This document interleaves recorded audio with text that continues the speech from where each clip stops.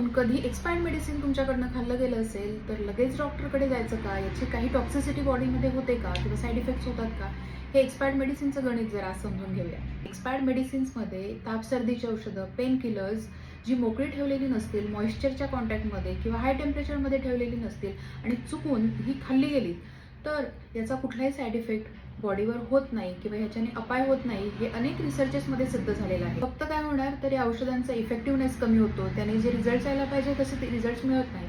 पण antibiotics, diabetes, hypertension किंवा इन्सुलिनची काही औषधं आहेत, ही जर एक्सपायर झाल्यानंतर खाल्ली गेली तर बॉडीला अपाय होऊ शकतो. बॉडीत अँटीबायोटिक रेझिस्टन्स तयार होऊ शकतो. लिक्विड फॉर्ममधली औषधं एक्सपायर झाल्यानंतर त्यात बॅक्टेरियाची ग्रोथ होते आणि इन्फेक्शन होण्याचे चान्सेस असतात. चुकून कधी जर एक्सपायर्ड मेडिसिन खाण्यात आलं तर आत्ता सांगितल्याप्रमाणे पहिले ते औषध कुठलं आहे ते बघा आणि ते खाल्ल्यानंतर जर काही लक्षणं दिसायला लागली ज्यामध्ये उलटी, मळमळ, पोटदुखी, चक्कर येणं, अंगावर रॅशेस येणं, खाज येणं ही लक्षणं अशी दिसायला लागली तर त्वरित तुमच्या जवळच्या डॉक्टरांना जाऊन भेटा.